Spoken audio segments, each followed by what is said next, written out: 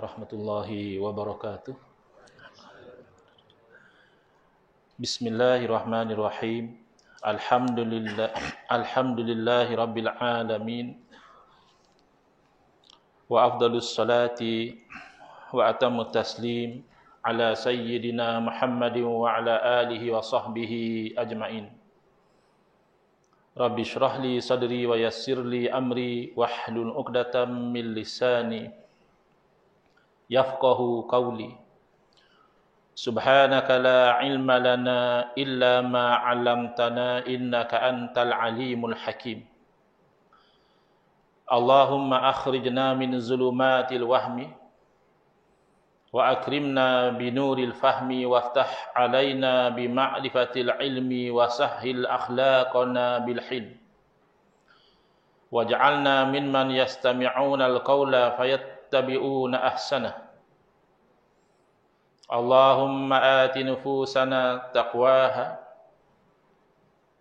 wa zakkiha anta khairu man zakkaha anta waliyuha wa maulaha.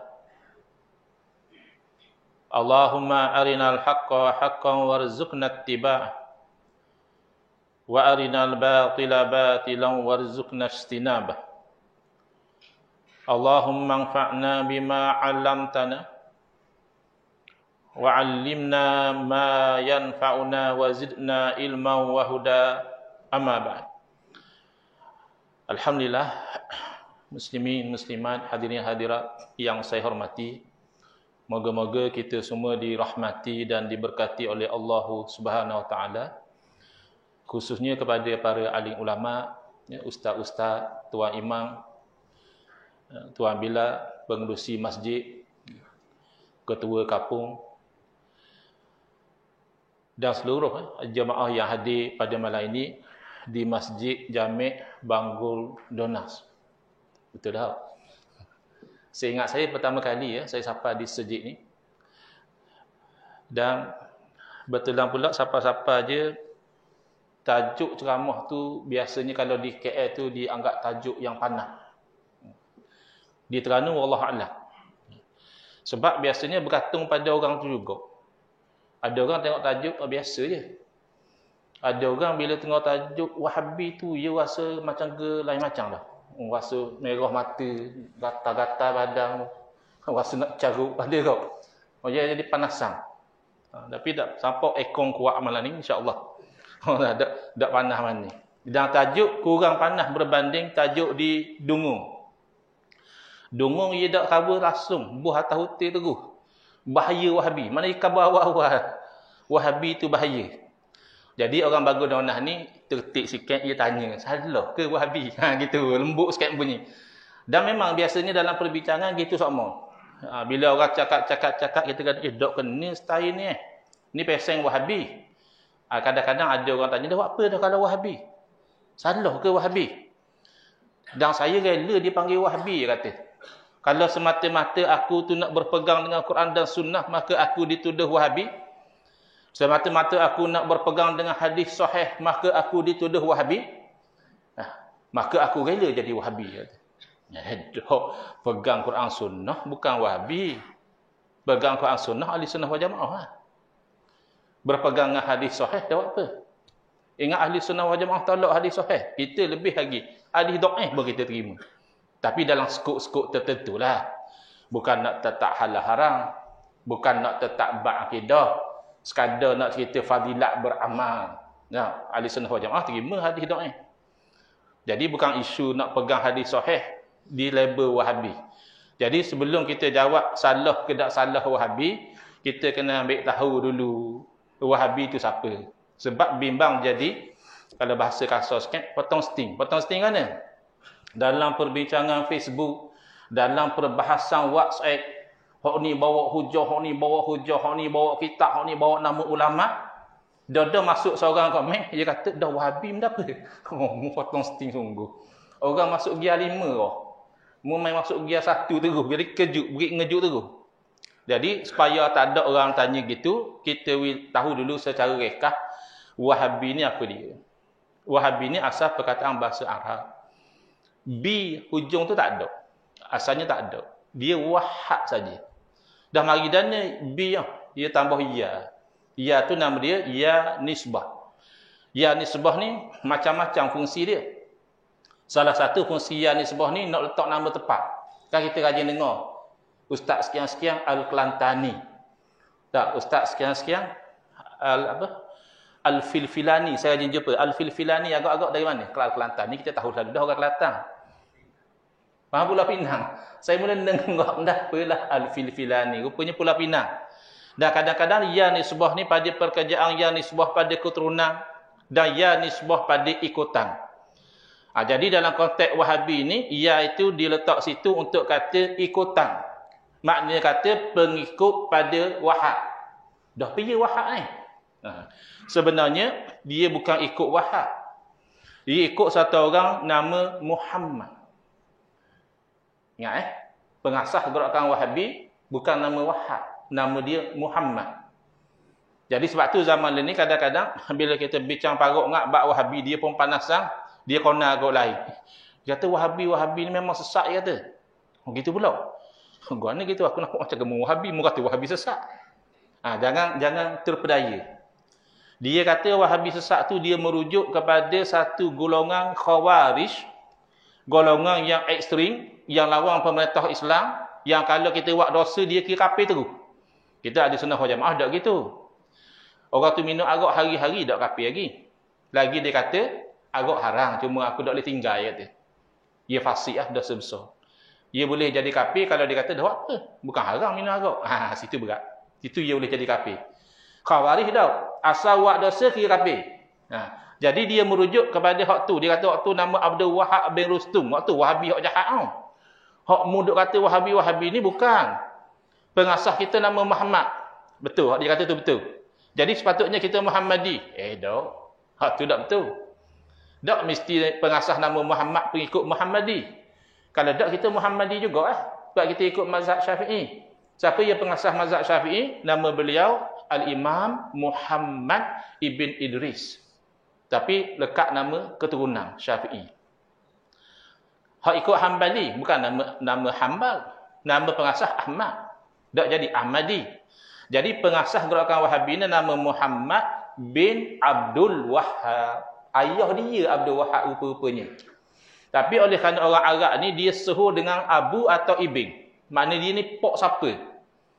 Kalau yang ada anak lelaki sulung, biasanya kalau anak lelaki nama Muhammad, iaitu Abu Muhammad ini. Pok Muhammad. Gitu. Bukan dia nama Muhammad. Dia pok pada Muhammad. Dan kadang-kadang dia tak nama Ibn. Dia ni anak pia. Jadi ayah dia ni ulama.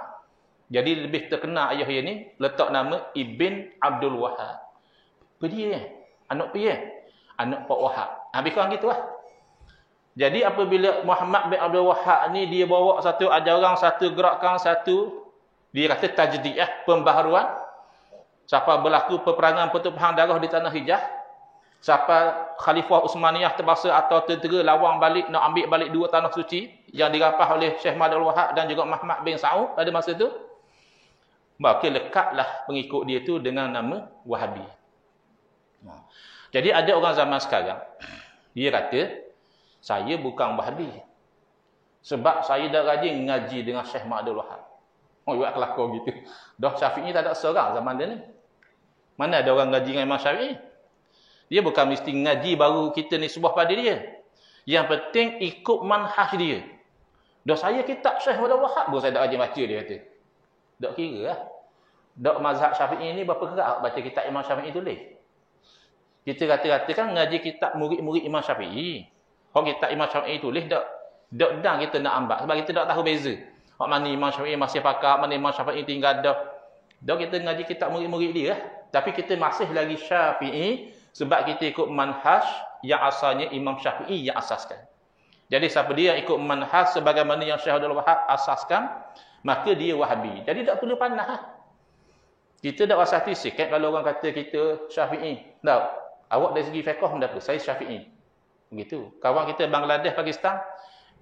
Kalau kita kawan orang Bangladesh, kita tanya, mu Hanafi Oh ya, dia kata. Jadi tak ada masalah. Tapi dia ni, kalau orang kata Wahabi tak betul, dia marah.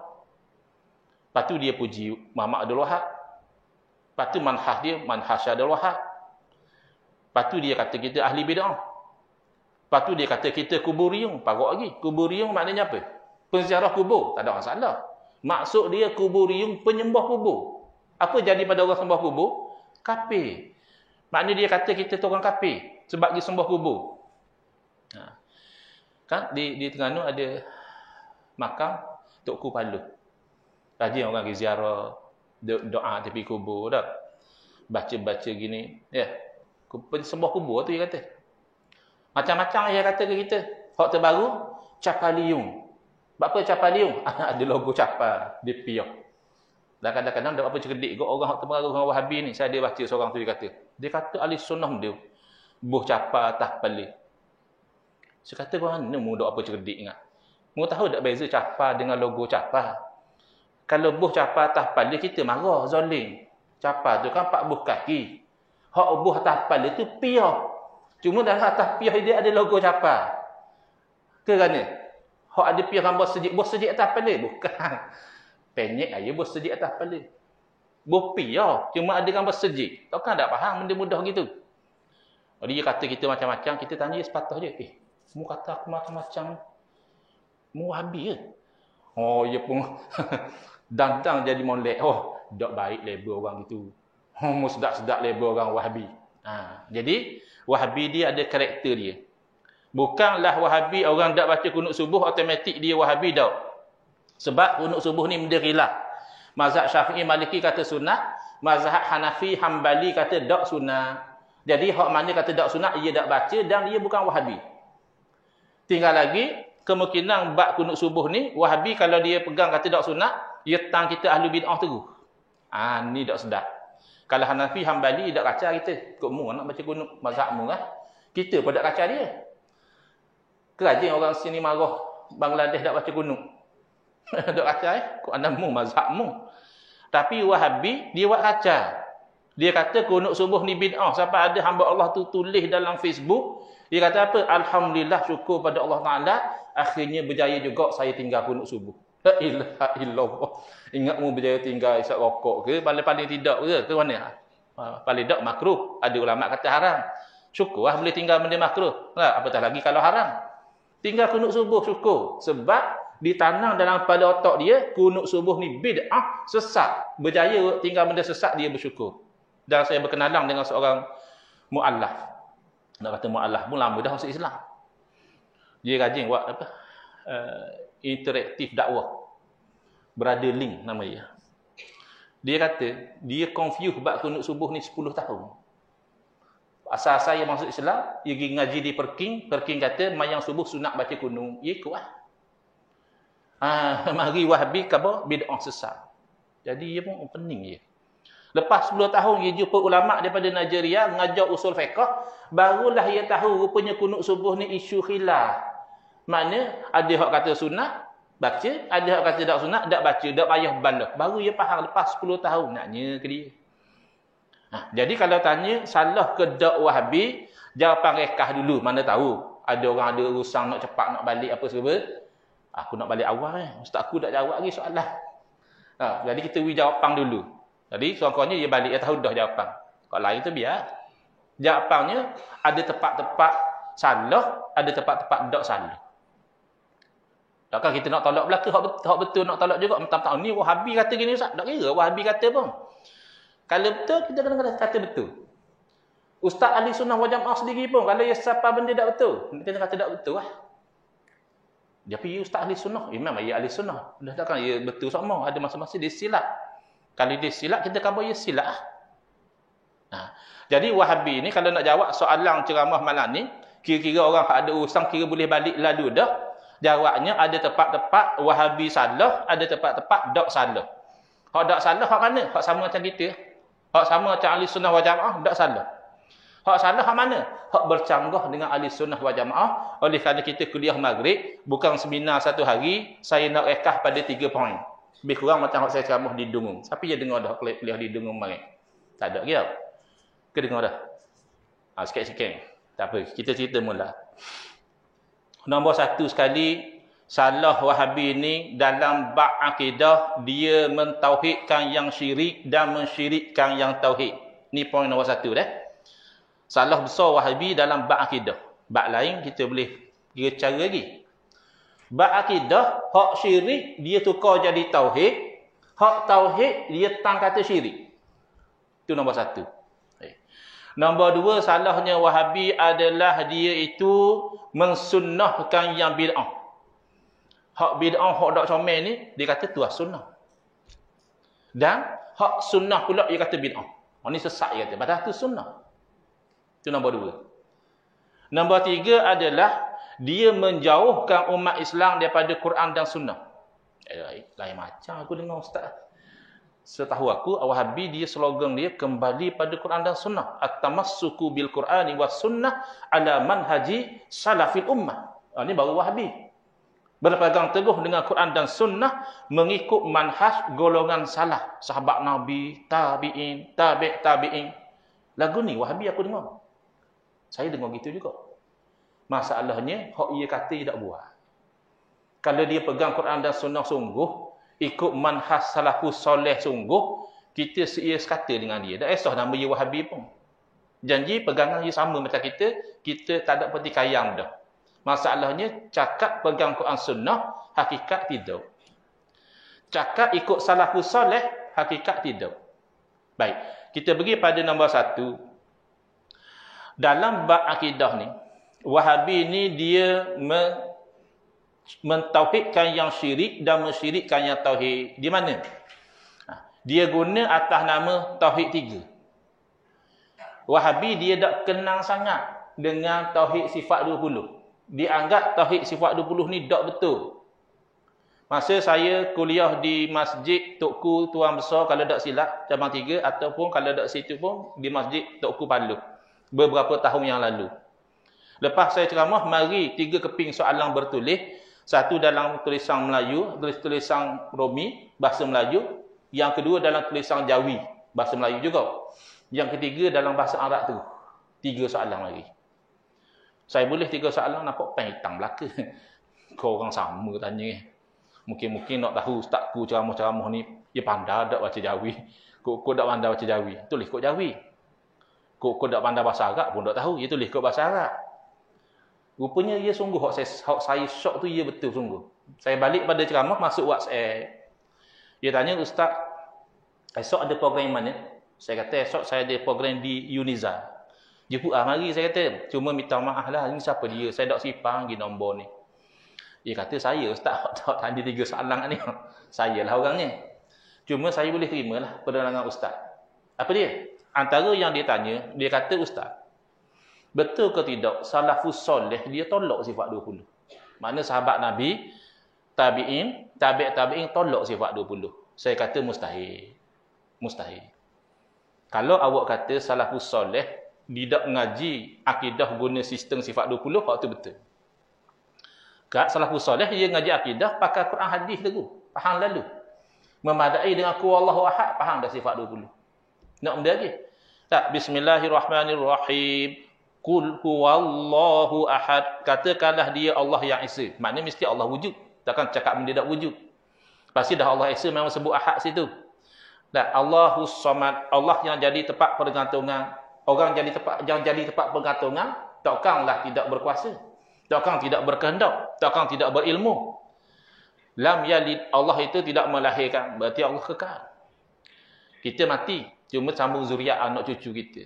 Walam yulad, dan tidak dilahirkan, mana Allah tu kidam. Allah wujud, tak ada permulaan. Sebab tu ada sahabat Nabi, tiap-tiap rakaat baca ku Allah. Jelira molek makna ku Allah dalam hati dia. Bila Nabi tanya, dia kata, saya kasih pada surah ni, ya Rasulullah. Rasulullah kata, kasihmu pada surah Al-Ikhlas ni lah yang bagimu masuk syurga. Oh, tu cara sahabat Nabi. Dah bila ramai orang-orang hok masuk Islam ni, orang-orang daripada orang Ajam, bukan orang Arab, bahasa Arab pun faham tak faham, maka ulama tolong mudah gali daripada Quran hadis, ni dia mu mesti beriman Allah wujud. Takkan salafus soleh kata Allah tak wujud. Tak jadi kafir orang kata Allah tak wujud. Yang kedua, Allah wujud tak ada permulaan. Itu namanya kidam. Sebab setiap yang wujud ada permulaan, pasti diwujudkan. Yang diwujudkan pasti bukan Tuhan. Ia makhluk. Takkan salafus soleh kata Allah dulu tak wujud, kediang-kediang sikit baru Allah wujud, tak mungkin. Pada yang bakok, takkan salafus soleh kata Allah binasa. Mukhalafatuhu ta'ala lil hawadisi, Allah tak sama seperti makhluk, makhluk tak sama seperti Allah. Takkanlah sahabat Nabi tabi'in kata Allah macam makhluk juga. Tak mungkin. Ya, qiyamuhu ta'ala bi nafsihi. Kita terjemah berdiri Allah Taala dengan sendiri. Bukan gitu maksud dia. Bukan maksud Allah berdiri macam kita berdiri, bukan. Maksudnya Allah tak berhajat pada yang lain. Takkanlah salafus soleh kata Allah tika-tika berhajat kepada kita. Kalau tak ada kita susah ke Allah. Jangan. Allah tak berhajat pada kita. Bilanglah sesa. Wahdaniyah. Takkan salafus soleh kata Allah banyak. Qudrah. Takkan salafus soleh kata Allah lemah. Iradah. Takkan salafus soleh kata Allah terpaksa buat benda-benda. Sebenarnya COVID-19 ni Allah tak mahu buat jadi COVID-19. Tapi ya Allah pun tak ada pilihan kok. Mana boleh gitu. Tak ada pilihan ni kita. Bila jadi COVID-19 ni, sudah ada dalam takdir Allah Ta'ala. Tak lagi. Kan buruk baik, takdir Allah Ta'ala berlaku. Jadi tidak mungkin salafus soleh menolak sifat 20. Lepas tu yang ikut ni pula. Dia kata gini masalahnya. Sifat 20 ni adalah ilmu falsafah Yunani. Kita ngaji benda ilmu orang kafir gitu. Kita Quran sunnah. La ilaha illallah. Buku falsafah Yunani ada ngajar sifat 20. Ya Wahabi ni jangan dengar kau sedap lebang. Kita tanya teks sekali-sekali. Dia kata tuan-tuan belajar sifat 20, tuan-tuan tahu tak? Sifat 20 tu adalah daripada falsafah Yunani. Dia angkat tangan kau sekali-sekali. Jangan angguk semua. Angkat tangan. Tak nak tanya sikit. Kitab falsafah Yunani mana ngajar sifat 20? Hamba nak tahu. Mula kokak. Tukar tajuk. Tak ada. Dan kalau takdir saja lah. Takdirlah memang ahli falsafah Yunani ni, dia ngajar dan dia percaya sifat 20. Maknanya orang beriman lah ahli falsafah Yunani ni. Dah kata Allah wujud tak ada permulaan, Allah wujud selama-lamanya, Allah tidak sama seperti makhluk, Allah tidak berhajat kepada makhluk, Allah Maha Esa, Allah Maha Berkuasa, Allah Maha Berkehendak, Allah melihat, mendengar dan sebagainya. Tak beriman lagi. Beriman lah kira Sokrates lagi Plato. Orang muwahhidun rupa-rupanya. Jadi dia sembang kosong saja. Tujuan apa? Bila orang tinggal sifat 20, baru orang jelira nak ngaji tauhid 3. Dah apa ustaz? Salah ke tauhid 3? Dalam silibus sekolah ada kan? Dah silibus sekolah bukan dalil bang. Ada orang kata takkan salah tauhid 3. Kan ada dalam silibus. Dah dalam silibus kira dalil lah. Kira mesti betul apa dalam silibus. Tak mesti. Ikut orang masuk. Baik. Jadi sekarang ni tauhid 3 ni bukan kata salah belaka dak. Ada tempat-tempat tauhid 3 betul, wajib kita kena terima. Haram kita tolak. Tapi ada tempat-tempat dia salah. Hak salah itulah membawa kepada mentauhidkan yang syirik dan mensyirikkan yang tauhid. Waktu kita bimbang sekali. Baik. Tauhid 3 kalau kita ingat, pertama tauhid ar-rububiyah, yang kedua tauhidul uluhiyah, dan yang ketiga tauhidul asma'i was sifat. Mudah dia kata. 3 je. Belajar sifat 20 letih 20. Kita 3 je. Bukan masalah letih tak letih. Kita tauhid sifat 20 tu, hak 20 tu hak detail. Hak nak mudah, kita beriman Allah Ta'ala bersifat dengan segala sifat kesempurnaan. Maha suci Allah daripada sebarang sifat kekurangan. Maha suci Allah daripada menyamai makhluk. Lesar adalah pada ain kita. Kalau kita bilang sesuatu nak mantap je. Ya. Tetapi tauhid 3 ni bukan masalah bilang. Bilang okey, nak bilang 3 pun okey. Masalah huraian dia. Baik. Apa dia tauhidur rububiyah? Mengesakan Allah sebagai Rabb. Apa makna Rabb? Tuhan yang menciptakan. Tak ada yang menciptakan lain pada Allah. Yang menghidupkan, yang mematikan, yang wa'ari penyakit, yang menyembuhkan, yang beri rezeki. Bahkan yang menggugurkan sehelai daun daripada pokok jatuh ke bumi itu Allah belaka. Tak ada yang lain. Hak ni wajib kita terima. Dan ini dalam ilmu sifat 20, tok-tok guru namakan, ulama-ulama namakan wahdaniyatul af'al. Esa Allah pada perbuatan. Hak ni orang sufi, orang tarikat nak sangat Maknanya walaupun zahir dia tu berjual beli di pasar, pada hati dia, dia tengok Allah Ta'ala belaka buat kerja.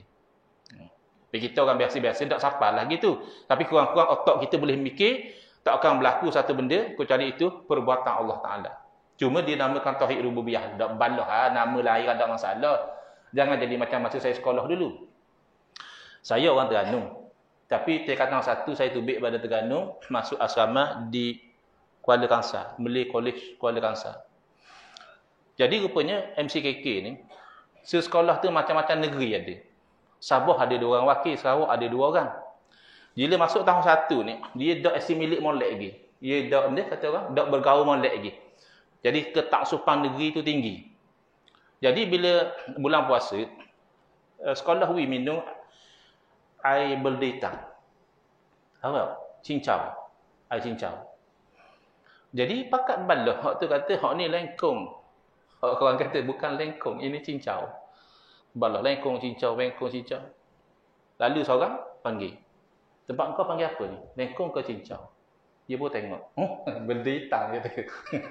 Betul lah budak Terengganu dia tanya. Dan benda sama. Kau anda mau nak bagi lengkong ke, cincau ke, benda hitam ke, tak ada masalah, benda sama kan?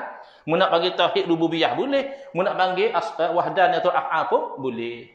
Masalah tauhid rububiyah bukan situ. Masalah tauhid rububiyah adalah atas nama tauhid rububiyah mereka mendakwa bahawa orang-orang musyrikun, penyembah berhala seperti Abu Jahal dan Abu Lahab juga bertauhid. Itu kita kata mentauhidkan yang syirik. Jelas-jelas dah hamba Allah tu sembah berhala. Kata tauhid juga. Tauhid mana? Tauhid rububiyah. Mana pula tauhid rububiyah? Kan dalam Quran kata gini. Wala in sa'altahum man khalaqas samawati wal arda wa sakhkhara asy-syamsa wal qamara la yaqulunna Allah. Dalam Quran sebut mereka bertauhid. Demi sekiranya kamu tanya mereka, orang musyrik mu tanya dia. Siapa cipta langit bumi? Siapa pusing matahari dan bulan? La yaqulunna Allah. Nescaya orang musyrik jawab Allah. Itulah bukti orang musyrik juga bertauhid, tapi rububiyah. Sebab Allah mencipta tu dia bertauhid. Ini namanya salah tafsir ayat. Ayat betul dah. Ayat itu bukan menjadi dalil bahawa orang musyrik bertauhid. Musyrik tu makna mensyirikkan Allah. Mana boleh dia bergabung? Dia rububiyah tak ada tauhid, uluhiyah tak ada tauhid. Dia kata Allah tu sebab dia tak ada hujah dah. Sebab orang musyrik jadi musyrik buat apa? Sebab dia taksub pada amalan nenek moyang dia. Dah kita tak boleh ikut amalan nenek moyang kita, boleh. Tapi biar dengan ngaji. Biar tahu buat apa dalil dia, apa sebab nenek moyang kita beramal gitu.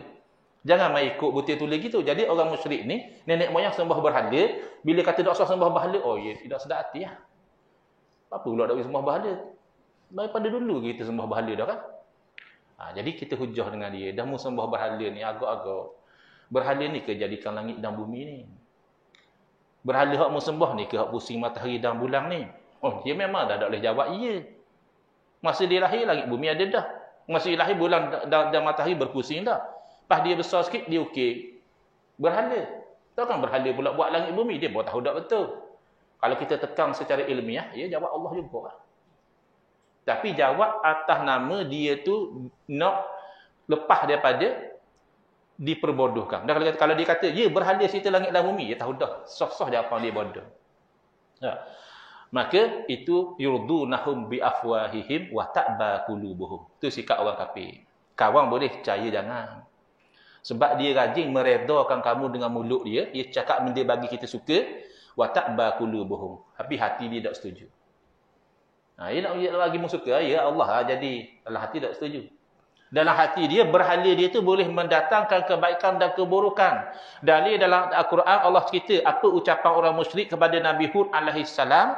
Bila Nabi Hud berdakwah, tinggal jangan sembah berhala, sembah Allah saja. Dia kata inna qulu illa taraka ba'du alihatina bisu. Mung kita bukan nak kata apa lah.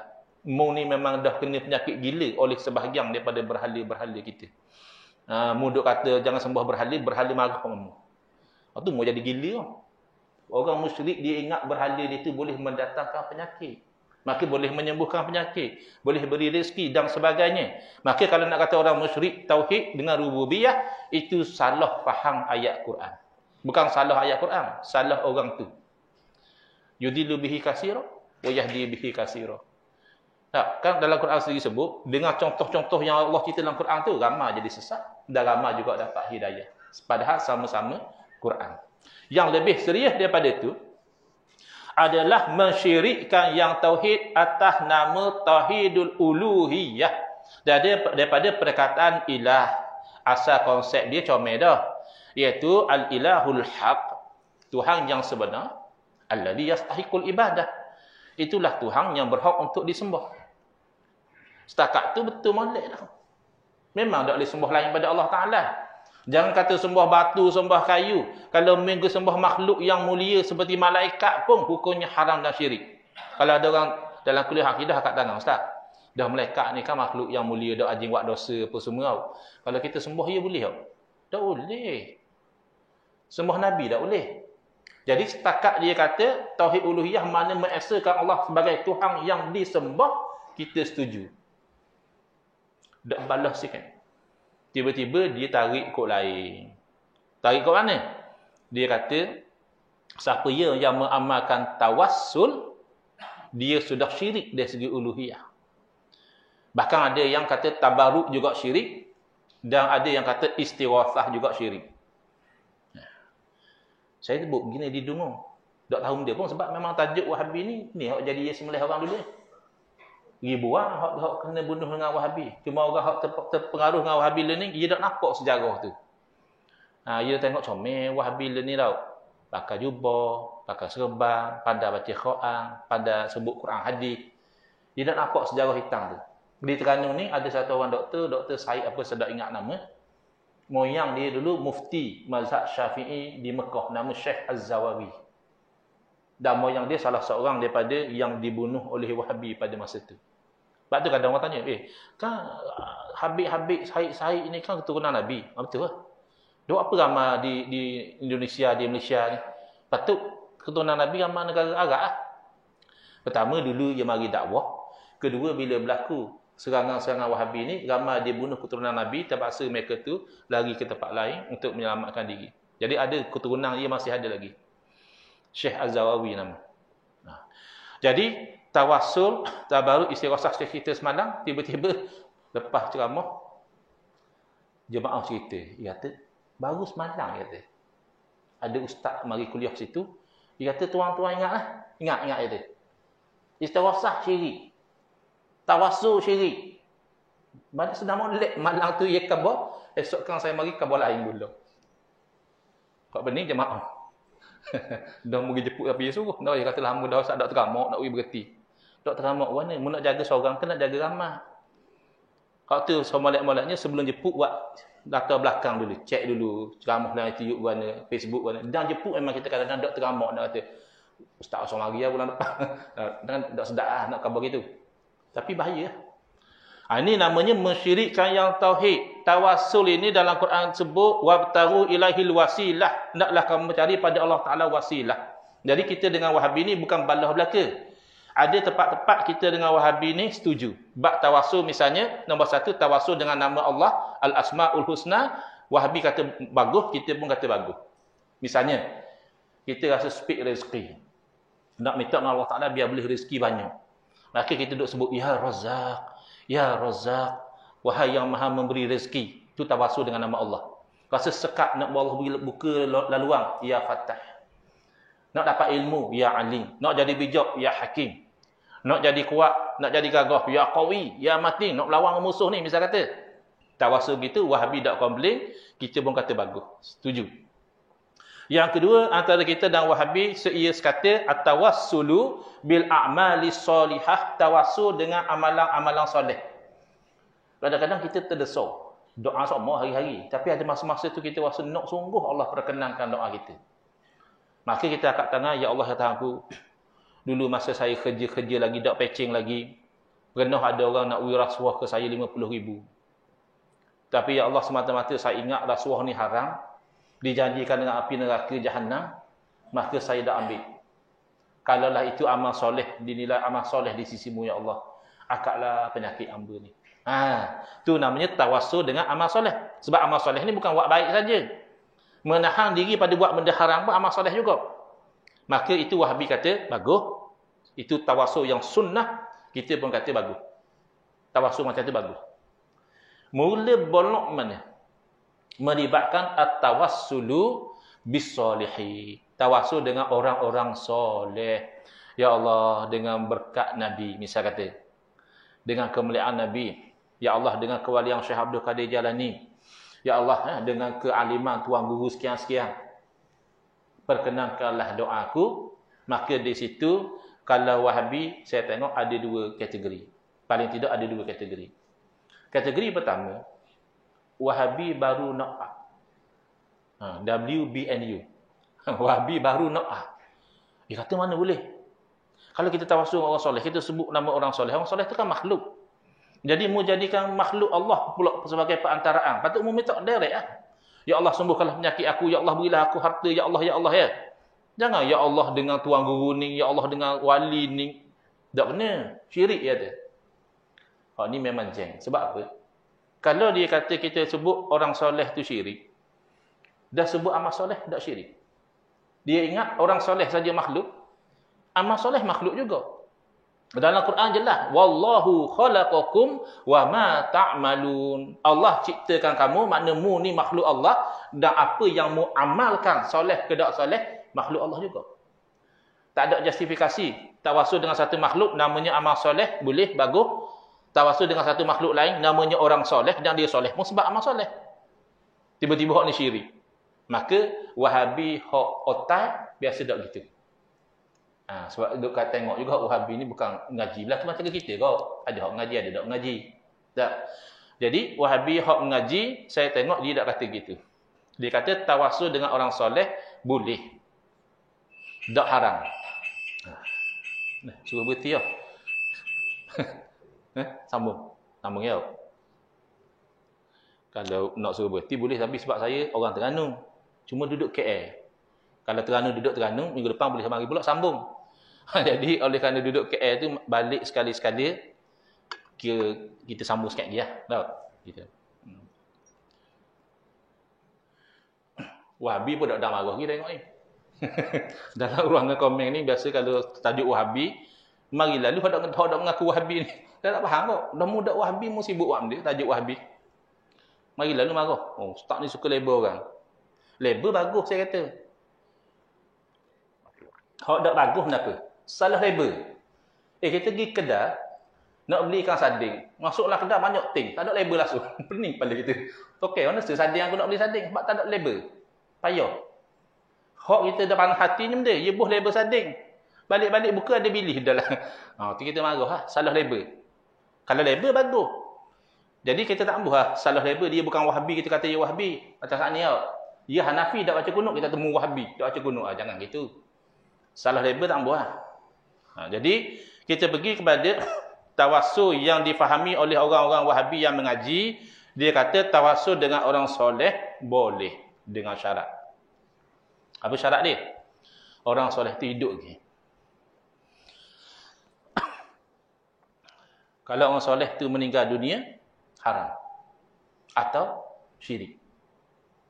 Gitu. Mana contohlah, saya balik ke Terengganu ni, saya dengar, di mana ni, mana sini Kawasan mana ya? Jadi di mana ni ada tok guru yang soleh.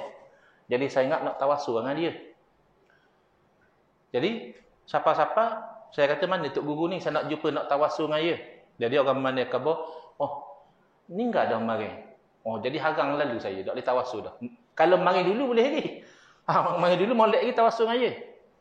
Hari ni tak boleh, bab mari yang mati. Kita tanya, mana dalil? Mana dalil buat beza-beza ni? Sebab Wahabi cakap kemah moya. Dia kata agama adalah terbina atas dalil. Kita setuju lalu. Masalahnya dia tak ada dalil. Mana dia dalil yang mengatakan amalan tawassul hanya boleh dengan orang hidup, lalu haram atau syirik dengan orang mati. Dan kalau dia faham syirik tu apa dia tak tergamak nak kata gitu. Syirik ni apa dia? Bahasa mudah, bahasa orang kampungnya, syirik ini adalah menuhankan lain daripada Allah atau memakhlukkan Allah. Syirik. Lain pada Allah kita kata Tuhan juga. Syirik lah. Jadi kalau dia kata tawassul dengan orang mati, syirik, berarti tawassul dengan orang mati itu menuhankan orang mati. Sebab itu syirik. Jadi kalau begitu tawassul dengan orang hidup, menuhankan orang hidup. Boleh ke menuhankan orang hidup? Tak boleh. Dan tawassul bukan menuhankan. Sebab tu tawassul ni Nabi SAW ajar. Kalau dia kata tawassul orang hidup boleh, tawassul orang mati tak boleh, kita tengok. Dalam kejadian yang mana satu orang buta jumpa dengan Nabi SAW sebab dia nak supaya sembuh daripada buta, Nabi khabar kalau awak sabar lebih baik lagi. Tapi kalau awak nak, bolehlah juga. Dia kata saya nak . Gini Nabi kata, awak pergi ambil wudu. Awak semayang 2 rakaat, lepas tu awak doa dengan doa ni. Allahumma inni as'aluka, ya Allah aku memohon kepadamu, ni doa biasa. Wa atawajjahu ilaika bi nabiyyika Muhammadin nabiyyi rahmah. Dan aku bertawajuh menghadap kepadamu dengan nabimu Nabi Muhammad nabi rahmat. Itu namanya tawassul. Bahkan Nabi ajar seru nama Nabi. Atas nama makhluk lah, bukan atas nama Tuhan. Ya Muhammad, inni atawajjahu bika ila rabbi fi hajati lituqda. Wahai Muhammad, aku bertawajuh kepada Tuhanku denganmu pada hajatku ni, moga-moga diperkenankan. Tak lama Allah bagi molek mata dia, boleh nampak. Baik, kata Wahabi, tu tak apa lah, sebab Nabi hidup lagi masa tu. Dah kita nak tanya. Kalau dah kata haram ni hukum syarak. Tak, hukum syarak mesti ada dalil. Takkanlah Nabi SAW tak terang pada orang ramai, doa hak saya ajar ni, jika saya hidup macam ni, bolehlah baca. Esok-esok kalau saya dah wafat dah, jangan baca doa gini, syirik. Kan Nabi sifat tabligh, menyampaikan, dan benda syirik dan syirik ni penting. Tiba-tiba Nabi senyap, Nabi hanya ajar doa. Tapi Nabi tak khabar doa ni boleh baca bila. Berarti kalau dalam kaedah dia panggil as-sukutu fi mahallil bayan. Diam pada tempat Nabi sepatutnya kena tegang. Makna tak ada hukum tu. Dan mari mana hukum ni? Mari daripada salah faham je. Wahabi ni banyak salah faham. Wahabi tidak tolak Quran hadis. Jangan kita lawan Wahabi kita bengak kata Wahabi tolak Quran hadis dah. Tak betul. Wahabi tak tolak Quran hadis. Dia pegang Quran hadis. Cuma ia banyak salah faham. Ia salah faham mana? Kejadian ni asal kejadian yang mana Sayyidina Umar radhiyallahu anhu buat istisqa. Istisqa apa dia? Minta hujan. Lalu Sayyidina Umar bertawassul dengan maksud, Sayyidina Umar kata, ya Allah, dahulu kami tawassul dengan Rasulmu, mu beri hujan kepada kami. Sekarang ni kami tawassul dengan pak dara kepada Rasulmu, berilah hujan kepada kami. Sayyidina Umar radhiyallahu anhu tawassul dengan Al-Abbas. Al-Abbas radhiyallahu anhu siapa dia? Pak cik Nabi, pak dara Nabi. Jadi Wahabi kata, itulah bukti tak boleh tawassul dengan orang mati. Kalau boleh tawassul dengan orang mati, tentulah Sayyidina Umar tawassul direct dengan Nabi. Bila Sayyidina Umar tawassul dengan Al-Abbas, itu dalil tak boleh tawassul dengan orang mati. Itu bukan dalil. Itu kefahaman kamu yang salah terhadap dalil. Tak ada dalam kejadian Sayyidina Umar kata, oleh kerana Rasulullah dah wafat, ya Allah, maka kami bertawassul dengan yang masih hidup. Tak ada. Jadi di sisi Ahlussunnah wal Jamaah, kejadian itu adalah dalil harus dan boleh bertawassul kepada selain daripada Nabi. Dan bertawassul kepada Allah dengan selain daripada Nabi, boleh. Kalau tak boleh, tangan Sayyidina Umar, alim besar sahabat Nabi buat. Tak ada sahabat lain mangkang pun. Maknanya boleh tawassul selain daripada Nabi. Dan betapa mulianya Nabi SAW, tawassul dengan batang tubuh baginda, Allah perkenan doa. Tawassul dengan orang yang ada pertalian darah dengan baginda pun, Allah masih perkenan doa lagi. Tak ada dalil kata hak tu tak boleh. Jangka ni kata tak sedap ni. Wahabi kata kami adalah pengikut salaf. Sebab tu dia gelar diri salafi. Salafi makna pengikut salaf. Kita setuju molek kalau dia betul-betul salafi. Tapi dalam bab tawassul dia mengenepikan kefahaman salaf. Sahabat Nabi tak faham, orang macam dia faham gitu. Waktu kita tak berkenal kata salafi tu. Kalau kawan-kawan belah Kedah, ibuh lalu. Ya tu hak lagu tu Ustaz, depa bukan salafi. Habis tu depa salafi. Salafi kot ni depa pikut lain. Allah salafi nak masuk dalam lokang terus. Salah faham macam mana tawassul, sahabat Nabi faham tawassul boleh sahaja diamal selepas Nabi wafat. Ketika zaman Sayyidina Uthman bin Affan radhiyallahu anhu jadi khalifah, ada satu orang lelaki yang ada hajat dak jumpa-jumpa dengan Sayyidina Uthman. Bukan senang nak jumpa dengan khalifah.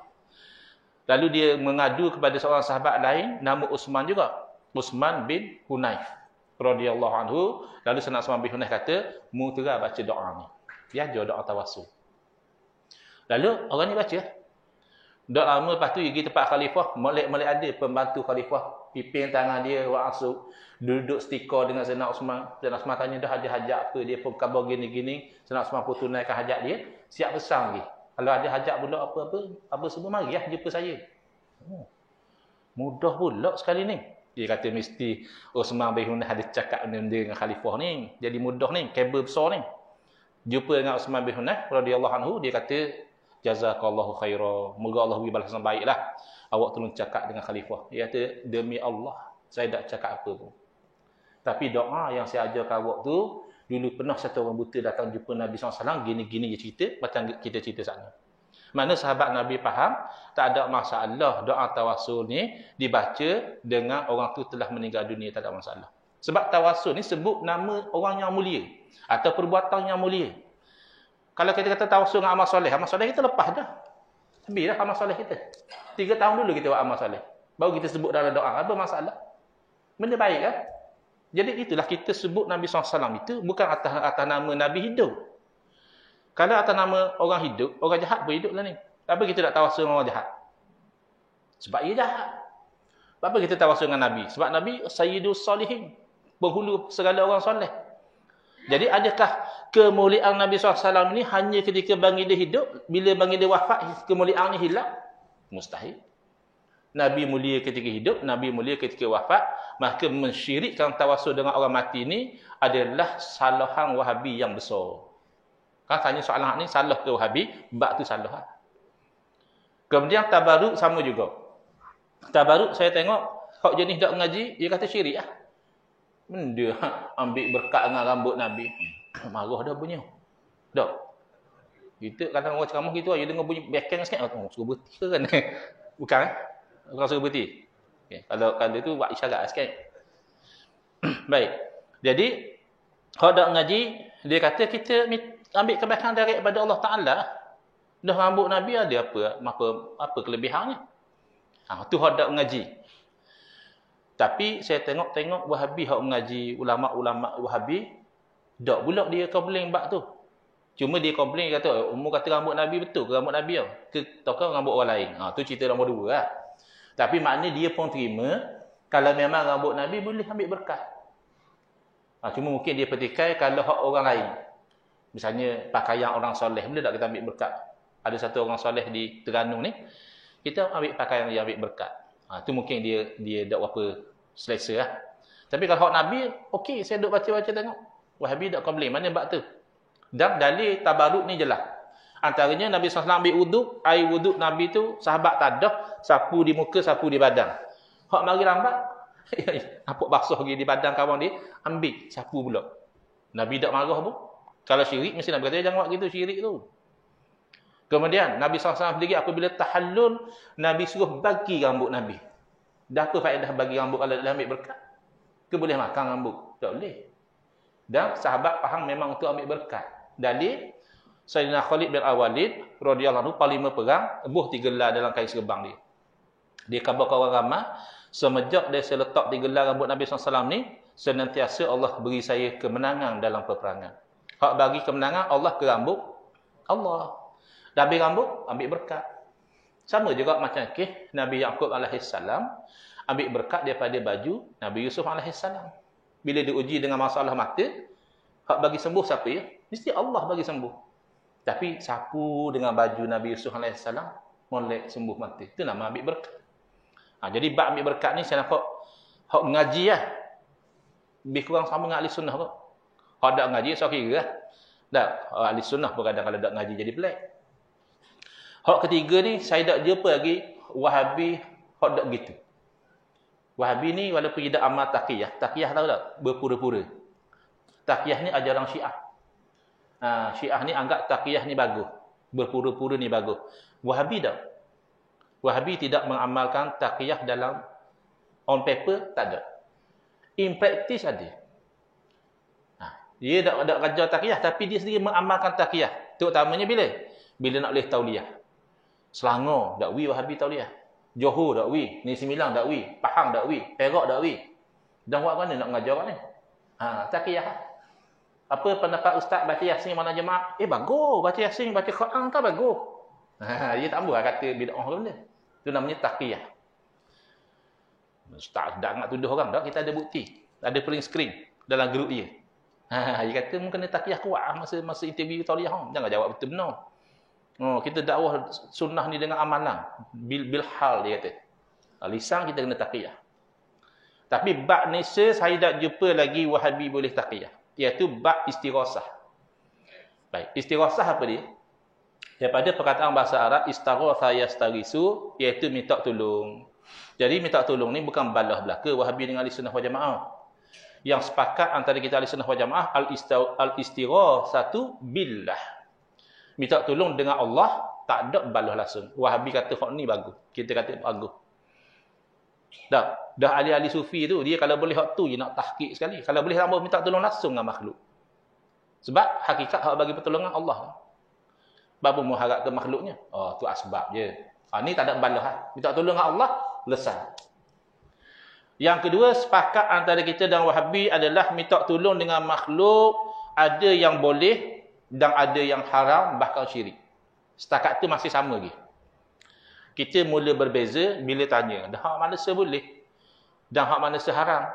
Di sisi Ahli Sunnah wal Jamaah, minta tolong dengan makhluk sama ada makhluk tu masih hidup atas dunia atau mati berpindah ke alam barzakh, dua-duanya adalah haram dan syirik kalau dengan iktikad makhluk itulah yang beri pertolongan secara hakikat. Syirik. Tak payah pergi pada tok wali lah. Pergi pada doktor boleh jadi syirik. Contoh saja, mungkin tak ada orang gitu. Dia pergi berobat dengan doktor, lepas seminggu sihat. Lepas tu orang mari, alhamdulillah lah Tuhan beri sihat. Kata Tuhan, aku 5 tahun sakit, doa aja sembuh orang tahu. Aku pergi jumpa doktor seminggu sembuh lalu. Mu kata Tuhan beri sihat. Doktor beri sihat. Syirik lalu lah dia. Tapi saya rasa orang Islam tak ada orang sampai ke tangga tu, insya-Allah lah. Tapi kalau takdir ada, syirik lah. Walaupun doktor tu hidup lagi. Sebab dia ingat memang doktor sungguh bukan Tuhan. Syirik masa tu. Di sisi Wahabi gini. Di sisi Wahabi, kalau kita minta tolong dengan makhluk yang masih hidup atas dunia, okey, tak ada masalah. Nak minta tolong dengan polis boleh, dengan bomba boleh, dengan menteri boleh. Boleh lah ke? Dengan jiran sebelah rumah boleh. Sebab dia hidup lagi. Tapi, once you minta tolong dengan satu orang yang telah mati, wa imma dia nabi atau wali sekalipun, syirik. Sebab dia mati dah. Tu beza kita. Nampak tak? Kita Ahli Sunnah wal Jamaah tak ada beza. Makhluk ni kalau mu nak sulung dengan hakikat, hidup pun dah lewat benda juga. Itu hakikat. Tak percaya tengok Quran. Quran kata apa? Qul la amliku li nafsi naf'an wala darra. Katakanlah wahai Muhammad sallallahu alaihi wasallam, aku tak milik untuk diri aku sendiri sebarang manfaat ataupun mudarat. Bila tu? Masa Nabi hidup lagi Allah suruh kabar. Maknanya kalau dari segi hakikat, Nabi pun tak lewat benda juga. Illa masya-Allah. Baru masuk asbab. Kecuali apa yang Allah kendaki Nabi ni jadi sebab kebaikan yang banyak. Ramai orang jadi selamat pada neraka sebab Nabi. Ramai yang sembuh pada penyakit zahir dan batin sebab Nabi. Tengok Sayyidina Umar radhiyallahu anhu. Tak, sebelum dia nampak Nabi sebagai Nabi, dia nak bunuh Nabi. Dia nampak Nabi ni sebagai pemecah belah masyarakat, dia nak bunuh Nabi. Berkat dengan ayat surah Taha, baru dia nampak bahawa Nabi ni Nabi, berubah terus. Orang yang Allah muliakan Islam dengan sebab dia adalah Sayyidina Umar radhiyallahu anhu. Jadi, buktinya, bahawa salah fahaman dia apa? Di sisi kita, mu minta tolong orang hidup pun syirik. Tak percaya. Pengikut Ayah Peng. Dakwah Ayah Peng hidup ke ni? Mati ya? Mana? Dia ngaku Tuhan. Tuhan boleh mati kau. Belik. Dia ngaku Tuhan. Ada pula orang percaya. Saya dengar YouTube. Malu rasa. Dia cakap teranung pula tu. Dia kata, Ayah Peng aku Tuhan dah ayat tu. Berat mu. Pengikut Ayah Peng minta tolong Ayah Peng masa Ayah Peng hidup. Syirik ke tak? Cerak dah syirik. Sebab bagi Ayah Peng awi. Ayah Peng Tuhan lah. Syirik. Dia minta apa dengan Ayah Peng syirik? Contohlah takdir saja. Kita ni duduk sekapung dengan Ayah Peng. Tak, kita balik KL barang banyak. Nampak Ayah Peng duduk minum kedai kopi. Peng, mu tolong akak beg boleh tau? Barang banyak aku nak akak seorang dah rok. Ayah Peng kata selaka aku. Pengikut ramai musuh akak beg pula. Kita nak tahunya kita syirik tak minta tolong ayah pihak ni? Tak. Sebab kita pandai ayah pihak itu makhluk. Hanya aku minta tolong atas dasar mu makhluk. Dah beza. Bahkan minta tolong dengan orang mati ni sahabat buat. Dalam kitab Fathul Bari, syarah kepada Sahih Bukhari, Al-Imam Ibn Hajar Asqalani rahimahullah taala membawa dengan sanad yang sahih bagaimana ketika berlaku kemarau di zaman Sayyidina Umar radhiyallahu anhu, seorang sahabat pergi ke makam Nabi SAW minta tolong dengan Nabi, "Ya Rasulullah, istasqi li ummatik." Wahai Rasulullah, tolonglah minta hujan buat umatmu. Ramai mati, binatang-binatang mati, budak-budak lapar ke bulurang, dak kemarau. Lalu lepas minta begitu, tertidur di sisi makam Nabi SAW. Dalam tidur itu, mimpi Nabi datang berjumpa dengan dia. Kirim salam pada Sayyidina Umar dan pesan ni. Siapa pesan pada Sayyidina Umar suruh gini. Bangun pada tidur, terus jumpa dengan Sayyidina Umar radhiyallahu anhu, khabar saya saat ni gini, buat gini. Saya tidur mimpi jumpa Nabi, Nabi kirim salam dekat awak. Sayyidina Umar jawab salam, nangis. Dan bila disampaikan pesanan, Sayyidina Umar kata, saya tidak akan cuak. Saya akan buat sebaik mungkin apa yang Nabi pesan. Ada Sayyidina Umar kata, mau minta tolong benda orang mati, syirik. Ada tak? Tak ada. Dan bila berita sampai pada khalifah, mesti orang lain tahu. Bukan sampai pada orang kampung. Khalifah, maknanya presiden. Kata Perdana Menteri. Apa yang berlaku pada Perdana Menteri, benda sekecil-kecil baru orang tahu. Berlaku pada kita, benda besar baru orang tak tahu. Tak ada seorang pun komplain. Dan setengah riwayat kata sahabat ni bernama Bilal bin Haris Al-Muzani radhiyallahu anhu. Siapa yang lebih faham tauhid? Sayyidina Umar ke Wahabi? So tak ada Sayyidina Umar faham tauhid lebih pada Wahabi. Jadi hak ni bahayanya. Atas nama tu dia anggap kita musyrikun, dan satu masa dahulu memang umat Islam ni disembelih, dibunuh. Hak giwat haji ya bunuh. Jangan kita buta sejarah. Ni ada ni hak masuk komen kata ustazku fitnah lah apa semua. Fitnah mana? Hak tulis pembunuhan ni sejarawan Wahabi sendiri. Unwanul Majdi fi Tarikh Najd Ibn Bishir Mu'arrikh Al-Wahabi.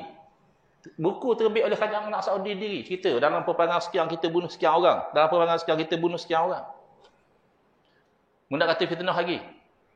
Dalam kitab Tarikh Najd Ibn Ghanam sama juga. Dalam buku hak ulama ahli sunnah tulis, asal cerita kan memang ada catatan sejarah tu. Hak Wahabi tulis pun ada. Tapi hak terpikat dengan Wahabi ni, ia tutup mata, tutup telinga. Tak dengar ya tu. Start fitnah.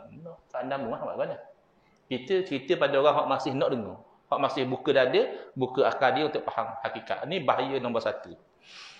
Baru nombor 1. Nak pukul 9 lah. Okey, nombor 2. Bahaya Wahabi nombor 2 adalah dia mensunnahkan bid'ah dan membid'ahkan yang sunnah. Saya cuba seringkah mungkin. Baik, apa kata dia mensunnahkan yang bid'ah? Iaitu bila mana dia kata kita dalam hidup ni kita kena ikut sunnah Nabi. Waktu kita comel. Kita saing bab tu. Dah apa makna kita nak ikut sunnah Nabi ni? Mudah je. Ikut sunnah Nabi, kalau Nabi tak buat, kita tak usah buat. Gitu pula. Salah ke? Salah ke saya menyuruh orang supaya jangan buat benda Nabi tak buat? Jangan confident lah. Salah lah. Sebab melarang sesuatu perbuatan semata-mata kerana Nabi SAW tak buat, itu adalah bid'ah yang bercanggah dengan Quran, bercanggah dengan hadis, dan bercanggah dengan ilmu yang penting dalam faham hukum, namanya ilmu usul fiqh. Baik, pertama, bercanggah dengan Al-Quran, firman Allah Ta'ala, وَمَا آتَاكُمُ الرَّسُولُ فَخُذُوهُ وَمَا نَهَاكُمْ عَنْهُ فَانْتَهُوا. Apa yang dibawa kepada kamu oleh Rasul, hendaklah kamu ambil, terima, jangan tolak. Dan apa yang bagi dia larang, hendaklah kamu itu berhenti. Bawa tak usah buat, Nabi larang. Quran tak kata apa yang Nabi tak buat. Quran kata apa yang Nabi larang. Jadi seolah-olah ni Wahabi pandai lagi pada Quran. Dia kata tak. Bukan hak Nabi tak buat je. Bukan hak Nabi larang saja. Hak Nabi tak buat pun haram dah. Mabit mana? Dalam hadis sama juga. Idza nahaitukum an syai'in fajtanibu. Bila aku larang kamu daripada satu benda, mu jauhi. Nabi tak kata idza lam af'al syai'an. Kalau saya dah buat satu benda, mu kena jauh dah. Apabila saya larang. Jadi Wahabi langgar Quran, langgar hadis. Nombor 3, dia langgar ilmu usul fiqh. Dalam ilmu usul fiqh, sumber hukum ni banyak. Bukan perbuatan Nabi saja. Perbuatan Nabi ni salah satu sumber hukum. Quran sumber hukum. Percakapan Nabi sumber hukum. Orang lain buat, Nabi sokong, Nabi iktiraf, sumber hukum. Ijma' ulama', ijma' sahabat Nabi, sumber hukum. Qiyas, benda sama kita anggap hukumnya sama, sumber hukum juga. Tak sebut lagi masalah mursalah lah, saddu zara'i lah, ya istishab dan sebagainya. Kita sebut hak utama, 4 sumber hukum. Dah Nabi dakwah dah lewat. Bagi mana? Mulalah tu bi ayat zikir sebut Allah tak ada dalil. Aja dengar tak? Tapi hak dakwah Wahabi pun sebut gitu kok. Saya dah faham kok. Ada orang dia bukan Wahabi, tapi percakapan tu selari dengan Wahabi. Dia kata zikir Allah ni tak ada dalil. Sebab apa jadi gitu? Sebab walaupun mu ngaji tinggi, dalam otakmu dalil itu seolah-olahnya perbuatan Nabi saja. Kalau mu buka sikit fikiran, mu kan tahu Al-Quran sebut hukum. Dalam Al-Quran sebut, "Wadhkurisma rabbika bukratan wa asila." Sebutlah nama Tuhanmu pagi dan petang. Nama Tuhan kita apa? Allah. Sebut Allah dah terpayung dengan ayat Quran. "Wadhkurullaha zikran katsira." Sebutlah Allah dengan sebutan yang banyak. Kalau disebut Allah, itu dah terpayung dengan dalil Quran dah. Dan ijma' ulama' tak kurang pada 700 tahun. Tak ada ulama' komplain zikir Allah. Awal-awal tokoh yang komplain zikir Allah ni adalah Al-Imam Ibn Taymiyah, idola Wahabi. Dah takkanlah mentang-mentang dia alim, dia ada ilmu, mu tinggal ribuan ulama' mu ambil seorang. Langgar ijma' tu kan haram.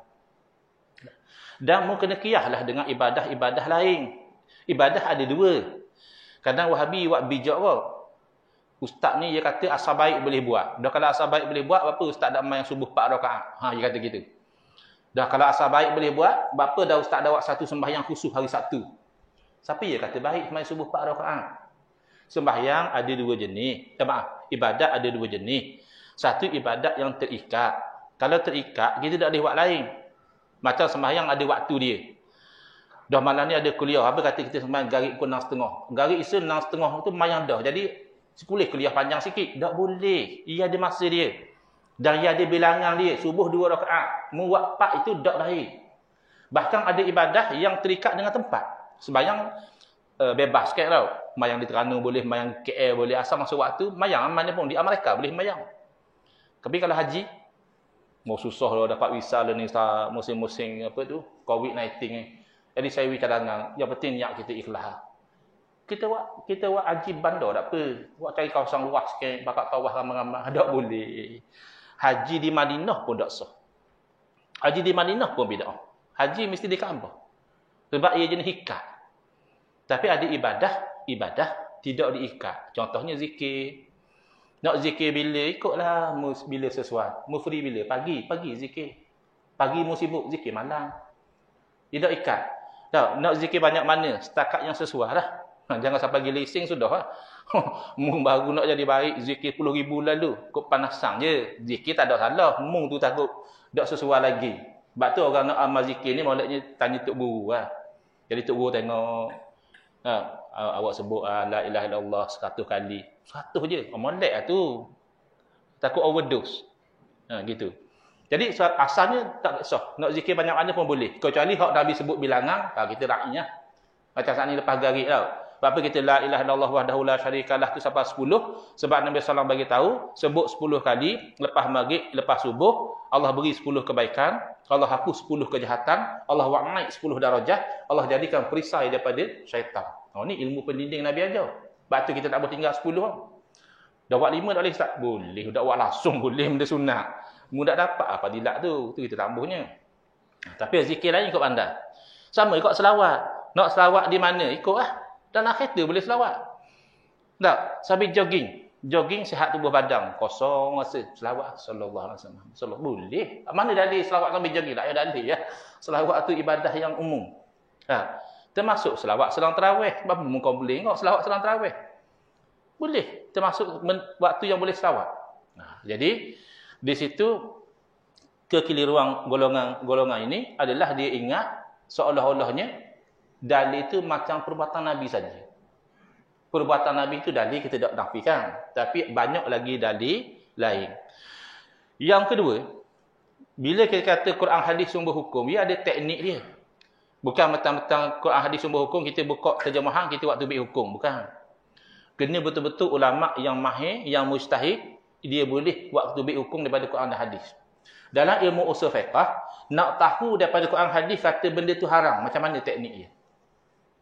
Quran hadis. Tapi nak kata haram macam mana mau tahu? Pertama, kalau ada la nahi. Contohnya, wala taqrabuz zina. Dan jangan kamu hampiri zina. La di situ makna jangan. Maka hampiri zina tu haram. Mana tahu? Quran kata la, jangan. Yang kedua, disebut haram. Innama harrama alaikumul maitah. Hanya sebenarnya diharamkan ke atas kamu tu memakan bangkai. Haram lah, nak faham dah pergi. Quran sebut haram. Yang ketiga, zammul fi'li. Tak kata jangan, tak kata haram. Tapi dikeji. Contohnya, Nabi SAW bersabda, Man ghasya falaysa minna. Siapa nipu, ia bukan daripada golongan kami. Nabi tak kata jangan nipu. Nabi tak kata nipu tu haram. Tapi tetap ulama faham haram. Kerana bukan daripada golongan Nabi itu keji. Tak ada dalam kaedah usul fiqh. Kalau Nabi tak buat, maka haram. Tak ada. Bahkan kaedah kata apa? At-tarku la yantaju hukma. Semata-mata Nabi tinggal, belum menetijahkan hukum lagi. At-tarku la yaqtadi at-tahrim. Semata-mata Nabi tinggal, tak makna haram. Tapi boleh jadi haram. Contohnya, Nabi SAW meninggalkan perbuatan minum arak. Nabi tak minum arak. Dan memang minum arak tu haram. Cuma kita kena faham, haram minum arak bukan sebab Nabi tak minum. Sebab dalil-dalil lain. Okay. Jadi, punca kenapa Wahabi jadi bonok gitu, salah faham hadis lagi. Hadis mana? Hadis Nabi SAW bersabda, wa kullu bid'atin dalalah. Dan setiap perkara bid'ah itu sesat. Jadi, standard ayat Wahabi. Ustaz kata ada bid'ah hasanah. Ustaz nak lawan Nabi. Bukan nak lawan Nabi. Kita nak memahami hadis Nabi mengikut kefahaman yang sebenar. Kita tengok ulama hurai ke mana hadis ni. Imam Nawawi rahimahullah ta'ala ketika mensyarahkan hadis tersebut dalam Sahih Muslim, Imam Nawawi kata apa? Wa qauluhu sallallahu alaihi wasallam wa kullu bid'atin dalalatun haza am makhsus. Sabda Nabi SAW, dan setiap bid'ah itu sesat, ini lafaznya umum, makna dia khusus. Wal muradu ghalibul bid'ah, yang Nabi SAW kendaki adalah kebanyakan bid'ah, bukan semua. Boleh pula kullu makna kebanyakan. Bukan kullu makna semua ke? Bukan setakat boleh. Kita kena ingat ya. Kullu ni bahasa Arab. Terjemahnya setiap. Tetapi kullu dalam Quran hadis banyaknya bermakna sebahagian. Jarang-jarang kullu tu makna semua sekali. Contoh. Dalam Quran Allah sebut wa tudammiru kulla syai'in bi amri rabbiha. Tudammir ni maknanya membinasakan. Apa dia? Taufan. Taufan membinasakan apa? Kulla syai'in, setiap sesuatu. Mana zahirnya tak ada binasa. Dan Allah kata setiap sesuatu. Sama sikit ayat tu. Fa asbahu la yura illa masakinuhum. Maka jadilah kaum kafir itu tidak kelihatan lagi kecuali tempat tinggal mereka. Maknanya tempat tinggal tak binasa. Padahal tempat tinggal syai'un, sesuatu. Bukit bukar, gunung ganang, syai'un tak binasa pun. Langit bumi, syai'un tak, sesuatu tak binasa pun. Maka kulla syai'in maksudnya kebanyakan. Dalam suratul kahfi. Hari ni hari Jumaat tau. Sunat baca suratul kahfi. Ni Wahabi buat isu kau. Dia kata hadis baca suratul kahfi tu hadis yang sahih. Jadi hadis baca Yasin malam Jumaat tu dhaif. Jadi kita nak amal hak sahih. Jawab apa? Kita amal dua-dua lah. Malam Jumaat baca Yasin. Hari Jumaat baca kahfi. Apa masalahnya? Tang je tak baca belaka dua-dua. Dia bising geger je. Ustaz jangan kata gitu. Ada kat Wahabi rajin? Ada. Tapi hak bising tu biasa tak rajin. Dia rajin bising, tak rajin baca. Baik. Jadi, dalam suratul kahfi, kisah masyhur perjalanan menuntut ilmu Nabi Musa AS walaupun seorang rasul, bila tahu kata ada orang yang punya ilmu yang dia tak ada, sanggup musafir nak cari tok guru. Bila jumpa dengan Nabi Khadir AS, minta nak ngaji, Nabi Khadir kata, mudah akan sabar kalau mengaji dengan aku. InsyaAllah kata, insyaAllah sabar. Boleh lah, nak ngaji boleh, tapi tak usah tanya macam-macam lah. Siapa masa saya cerita, jangan tanya dulu. Itu syarat dia. Dah Nabi Musa AS rasul. Mana tahan tengok benda zahir langgar syarak. Naik kapal, mulai adik ke tebuk lubang. Tebuk lubang, sok harta benda orang, salah dari sisi syariat. Dah kalau masuk air tenggelam, bahaya lagi. Nabi Musa tegur. Boleh 2-3 kali tegur, mana setakat ni lah. Dah tak cukup syarat. Akhirnya Nabi Khidir cerita, ammas safinatu fakanat limasakin. Sampan tu milik orang miskin. Ya'maluna fil bahri. Cari duit, cari rezeki guna sampan. Fa aradtu an aibaha. Saat ni aku nak pergi berlubang tu bukan saja-saja, ada sebab. Apa sebab dia? Wa kana wara'ahu malik. Ada di sana seorang raja. Raja ni zalim. Ya'khudhu kulla safinatin wasba.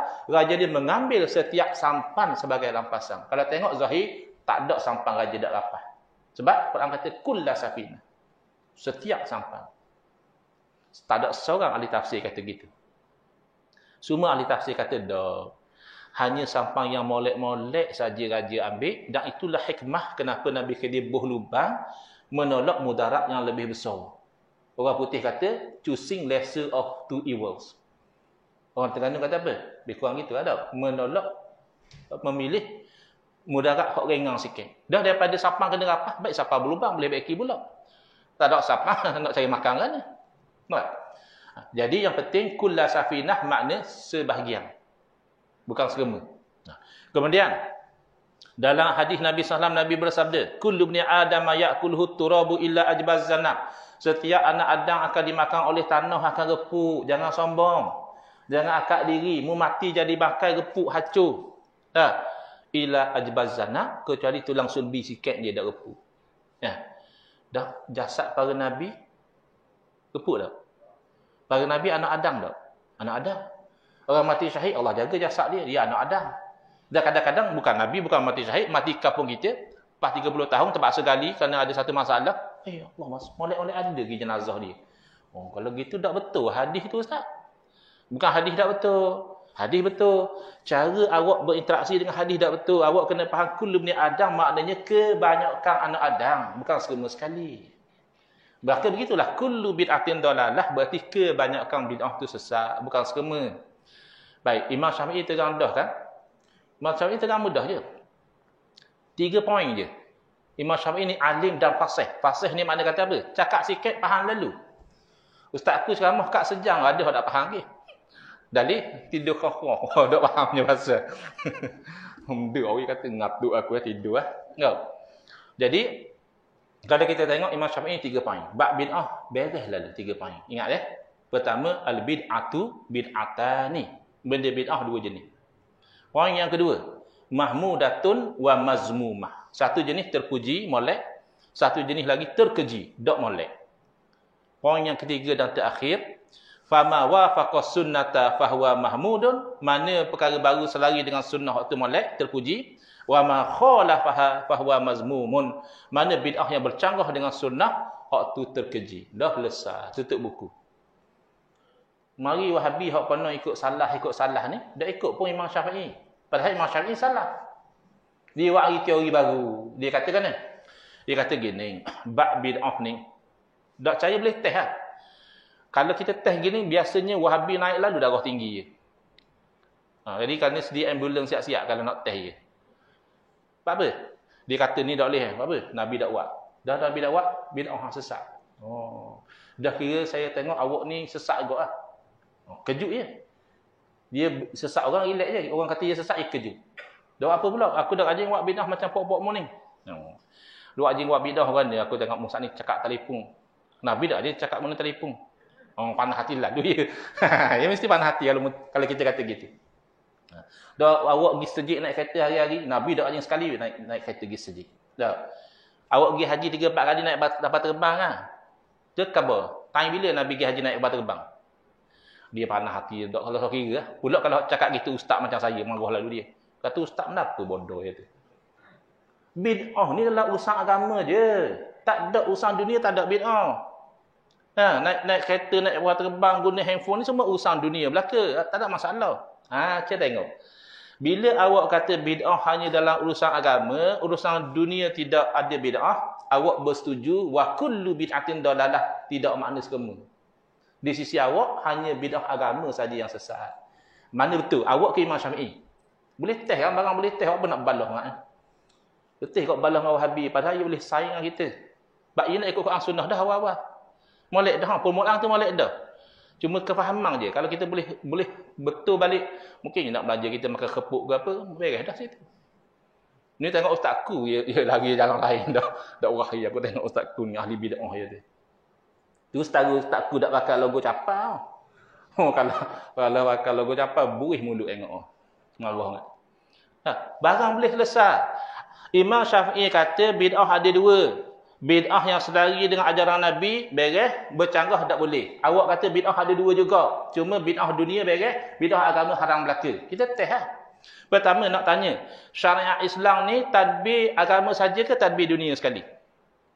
Kita tengok, bab fiqh, bab ibadat agama, bab munakahat dunia. Ada halal haram, ada sah batal.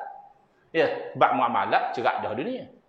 Bab jenayah dunia kau nak bagi aman. Orang curi nak hukum mana dah. Saksi ramai mana. 3/4 fiqh dunia. Musnah hati kata kalau dunia tak ada masalah. Cuma tengok pembedahan. Secara jujur. Pembedahan urusan dunia ke urusan agama? Dunia. Ada tak nama pembedahan tukar jantina zaman Nabi? Mana pembedahan tukar jantina adalah bid'ah. Benda baru. Dan bid'ah dalam urusan dunia. Kiranya di sisimu hasanah ke kan? Sebab urusan dunia kan? Ya, dia berkata haram juga. Kita ambil dua contoh selalu. Senang. Dua-dua ni bid'ah. Tak ada zaman Nabi. Pertama namanya insurans. Ada tak zaman Nabi sahabat nak pergi jalan apa ambil insurans dulu? Tak ada. Yang kedua namanya takaful. Ada tak zaman Nabi sahabat jadi ejen takaful? Tak ada. Jadi dua-dua ni bid'ah. Dan insurans ke takaful ke bid'ah urusan dunia. Kalau orang bank dia kata apa? Risk management start dia tu. Pengurusan risiko. Kita nak hapus risiko tak boleh. Kita ada risiko keparangan, ada risiko jatuh sakit. Kita uruskan risiko tu. Caranya kita ambil insurans. Kalau jadi, syarikat insurans bayar kita. Okey. Urusan dunia lah. Bid'ah dalam urusan dunia lah. Majoriti ulama kata insurans haram. Sebab apa? Bercanggah dengan syarak. Ada elemen tak pasti. Ada elemen wisikat dapat lebih. Ada elemen macam judi pun ada juga. Ya. Dah takafur kan sama ke? Takafur lain. Takafur dia akad sedekah macam khairat kematian. Kita baru join khairat kematian baru RM50. Dadak adik keluarga kita meninggal dapat RM5,000. Tak apa tak? Tak apa. Atas nama sedekah kan? Jadi kalau gitu ulama tak tengok dunia ke agama. Ulama tengok selari ke bercanggah dengan syarak. Sebiji macam Imam Syafi'i khabar. Yang lebih penting pada tu, oleh kerana Wahabi kata kita nak ikut sunnah Nabi, dan bab nak ikut sunnah Nabi kita setuju, macam mana sunnah Nabi dalam bab bid'ah ni? Adakah Nabi tengok dunia okey, agama Nabi larang, atau Nabi tengok bagus, baik dari segi agama Nabi okey, bercanggah Nabi larang? Nabi SAW tak tengok dunia agama. Ambil contoh sana ya. Tok Imam di Masjid Quba buat bid'ah dalam urusan solat. Solat urusan agama. Apa bid'ah dia? Setiap rakaat dia akan baca suratul Ikhlas. Dia baca Fatihah, Qul Huwallahu Ahad, dia baca surah. Rakaat dua sama juga Fatihah, Qul Huwallahu Ahad, surah pula. Akhirnya pertama Nabi tak buat, yang kedua Nabi tak suruh, yang ketiga makmum tak wahi. Jadi makmum komplain. Jadi kalau Tok Imam sini siapa? Ya, ada. Kalau Tok Imam Masjid Jami' Banggur Donas kena komplain dengan makmum, jangan kecil hati. Tok Imam zaman Nabi kena komplain dah. Dia kata mana? Dia kata gini, Tok Imam, jangan baca dua-dua. Kalau Tok Imam nak baca Qul Huwallahu Ahad, dah, bos. Setakat Qul Allah, wakom. Kalau Tok Imam nak baca surah, jangan baca Qul Allah. Tahu-tahu Tok Imam ni, dia kerakeng sikit bab tu. Dia kata gini, kalau saya nak aku jadi Tok Imam, pasal itu aku membayang. Kalau nak pasal lain, melatih Tok Imam lain. Jadi makmum keberatan, dia ni bagus. Cuma select situ je. Lalu makmum komplain kepada Nabi SAW. Nabi panggil. Kalau betul teori yang mengatakan buat satu benda yang Nabi tak rajin buat dalam ibadah automatik haram, Nabi mesti kena larang. Sebab kewajipan seorang Rasul menyampaikan hukum. Nabi kena kata, dah, Tok Imam bawa gitu. Saya tak rajin buat, saya tak rajin suruh, haram lah Tok Imam buat. Dah. Nabi SAW tanya dulu, Tok Imam dah buat apa tak mau ikut cadangan daripada jemaah saat ni? Dia jawab apa? Dia jawab macam kita cerita saat ni, inni uhibbuha ya Rasulullah. Sesungguhnya saya kasih sungguh pada suatu ikhlas ya Rasulullah. Kasih pada ayat Quran baik ke tak dari segi syarak? Baiklah. Comellah kasih pada ayat Quran. Oleh kerana baik dari segi syarak, walaupun perkara baru dalam ibadah, Nabi puji. Nabi kata hubbuka iyyaha adkhalakal jannah. Kasih kamu pada surah tersebut itu memasukkan kamu dalam syurga. Oh, tu baru sunnah Nabi. Bukan asal baharu haram bid'ah sesat dah. Tengok dulu. Dah dia kata gini pula. Dah itu zaman Nabi tak apa, Nabi hidup lagi. Nabi boleh khabar ni bagus, ni tak bagus. Dah zaman kita kalau bid'ah berlaku, piye nak khabar? Dah awak lupa ke hadis Nabi? Nabi sallallahu khabar, al ulama'u warasatul anbiya. Ulama tu pewaris kepada Nabi, bukan waris harta benda, waris ilmu. Jadi tugas ulama lah nak khabar benda baru boleh buat ke tidak. Tak percaya. Kita tengah buat bid'ah 2 tahun dah dalam bab ibadah. Ni kuning-kuning ni berapa? Bid'ah ni mayang jarak-jarak. Zaman Nabi tak berlaku mayang jemaah jarak-jarak gini. Bahkan Nabi suruh supaya kalau ada lubang, ada kosong, penuhkan. Dah kita bukan setakat sengaja gini, kita dak ui pula. Tadi imam kata benda ni. Saya imam. Saya kata benda. Luruhkan sah tau. Dak wani kata rapatkan sah, takut langgar SOP. Bid'ah confirm. Dah nak haram ke tak bid'ah ni? Ulama pun bincang apa sebab duduk jauh-jauh ni musim pandemik COVID-19, kata saintis duduk dekat-dekat boleh jakit, kalau jakit boleh mati gini gitu, jaga nyawa kewajipan agama. Jadi boleh lah mufti kata. Ada tak ulama tak setuju? Ada. Tapi bukan atas dasar dia tolak bid'ah hasanah. Atas dasar dia kata, takkan duduk dekat-dekat mesti kena jakit. Pasar dekat lagi. Stadion bola dekat lagi. Takkan kuman COVID-19 ada sejik surah je. Dah kadang-kadang pelik lagi sejik surah, duduk jauh-jauh. Tubik atas tangga ambil gambar, boleh rapat-rapat pula. Atas dasar tu je dia komplain. Bukan atas dasar dia tolak bid'ah hasanah. Kemudian yang terakhir, dengar terakhir sengkol dulu. Kok je negeri orang bangun nak habis. Alhamdulillah. Baik. Yang terakhir adalah sunnah khulafa'ur rasyidin. Kan Nabi SAW pesan, alaikum bisunnati, wajib mengikut sunnah saya dan sunnah khulafa'ur rasyidin. Khulafa'ur rasyidin macam mana dalam bab bid'ah ni? Adakah khulafa'ur rasyidin kata kalau agama sesat belaka? Tidak. Saya ambil satu contoh saja atas faktor masa. Azan urusan agama. Nak ajak orang mari semayang. Jadi 3 zaman azan solat jemaah sekali je. Zaman Nabi SAW, zaman Sayyidina Abu Bakar dan Sayyidina Umar radhiyallahu anhuma, azan jemaah sekali. Iaitu khatib naik atas mimbar bagi salam, Assalamualaikum warahmatullahi. Khatib duduk azan. Tiba-tiba zaman Sayyidina Uthman bin Affan radhiyallahu anhu, Sayyidina Uthman buat bid'ah. Sayyidina Uthman kata tambah selagi azan. Azan awal lagi. Sebab apa Sayyidina Uthman buat macam ini? Kerana pada penilaian Sayyidina Uthman ini bid'ah hasanah. Apa hasanah? Dengan azan tambahan inilah ramai orang dang semayang Jumaat. Sebab zaman Sayyidina Uthman tak sama. Zaman Sayyidina Uthman orang Islam ramai. Orang negara jauh pada masjid ramai. Kalau azan macam sekali, Allah tak dang semayang Jumaat. Mujur ada azan tambahan saat ni. Hak jenis kakek kata kan ni?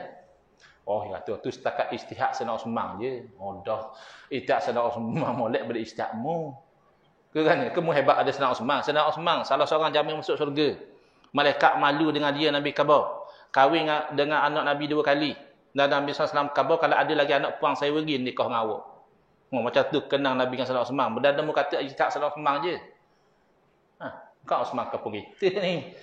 Sayyidina Uthman bin Affan radhiyallahu anhu. Dan hak lebih kuat pada tu, bila Sayyidina Uthman buat ijtihad macam tu, buat bid'ah dalam urusan azan, tak ada seorang sahabat Nabi komplain. Mana telah ijma' sepakat sahabat Nabi boleh buat bid'ah dalam urusan ibadah dengan syarat hasanah. Hasanah dan hasanah tu kerja ulama' untuk berijtihad. Dan kalau ulama' khilaf kan ustaz? Itulah kita berlapang dada. Jangan kita marah orang sapu muka sebab kita kata hadis dia doa. Di sisi dia cukup kuat untuk sunat sapu muka. Jangan kita marah orang baca kunut sebab kita kata hadis dia doa. Mu kata doa. Imam Syafi'i kata tak doa. Jadi kita berlapang dada. Gitu. Jadi selesai dah kesalahan Wahabi yang kedua, tinggal lagi satu kesalahan Wahabi yang ketiga. Hak ni saya rasa boleh ringkas saja. Iaitu dia menghalang orang pada ikut Quran dan Sunnah. Sebab apa ustaz kata gitu? Sebab kadang-kadang Wahabi dengan slogan dia ikut Quran dan Sunnah tu maksud dia kita tak perlu ikut ulama. Tak perlu ikut mazhab. Tak. Bahkan ada kata Nabi dulu mayang ikut mazhab mana? Dok bijak soalan gitu. Dia tanya Nabi ikut mazhab mana? Nabi mayang cakap dah ikut wahyu. Wa ma yantiqu anil hawa, cakap pun dah ikut hawa nafsu. In huwa illa wahyun yuha. Nabi cakap pun ikut wahyu. Takkan Nabi mayang ikut si. Mesti Nabi mayang ikut wahyu. Tak ada kena-mengena dengan mazhab.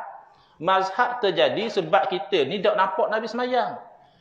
Maka kita tanya orang dulu, Nabi mayang kena? Dia kata mayang gini. Dia nampak tak? Tak nampak juga. Dia ambil pada orang dulu pada dia. Maka kalau kita nak semayang cara Nabi, tinggal 4 mazhab aja masih sambung sanad. Sama ada awak ikut Hanafi, Maliki, Syafi'i atau Hanbali. Ini saja yang masih tersisa mazhab yang sambung sanad sampai Nabi SAW. Mazhab Wahabi biasanya terputus sanad pada Albani, terputus sanad pada siapa-siapa. Risiko lah. Sebab bila kita kata sallu kama ra'aitumuni usalli, sabda Nabi, hendaklah kamu solat sebagaimana kamu lihat aku solat, tak ada seorang pada kita lihat Nabi solat. Jangan usah duk rasa mayang kita lebih sifat Nabi daripada solat orang lain. Dah.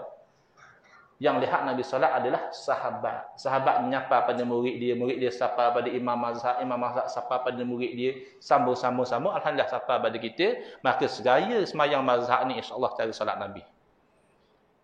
Dah lain-lain saya tengok, Hanafi lain, Maliki lain. Dah tak mustahil Nabi buat lain-lain pada masa-masa yang berbeza. Tak mustahil Nabi buat lain-lain, ada keluasan. Ada masa-masa Nabi SAW sujud, turun tangan dulu.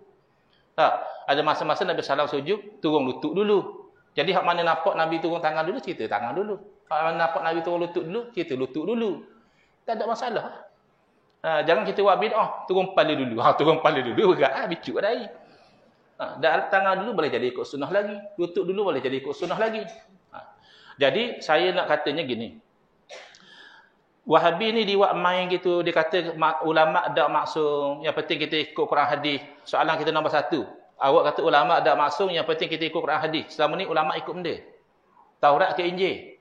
Ke kitab Hindu? Selama ni kan ulama' fatwa ikut Quran hadis. Yang kedua, awak kata ulama' tak maksum. Adakah kita ikut ulama' kerana maksum? Bukan kerana maksum. Kalau kerana maksum, sahabat Nabi tak maksum kok. Dah saya ikut sahabat Nabi. Dah ikut sahabat Nabi, putus sanad ilmu. Tak. Kita ikut sahabat Nabi sebab ia murid Nabi. Kita ikut ulama' sebab dia pewaris Nabi. Iaitu pakar dalam bidang agama. Bukan sebab ia maksum. Saya bagi contoh mudah je lah. Kita naik kapal terbang, bawa diri ke pilot bawa? Pilot bawa tau.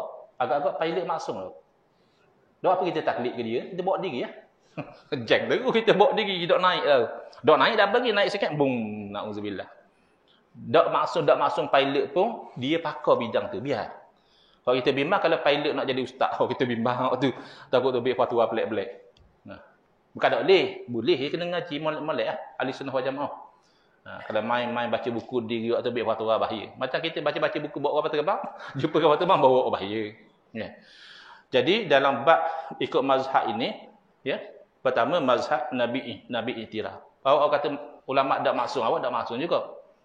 Sebab zaman Nabi bila ada sahabat ijtihad macam ni, ada sahabat ijtihad macam ni, Nabi tak marah mana-mana.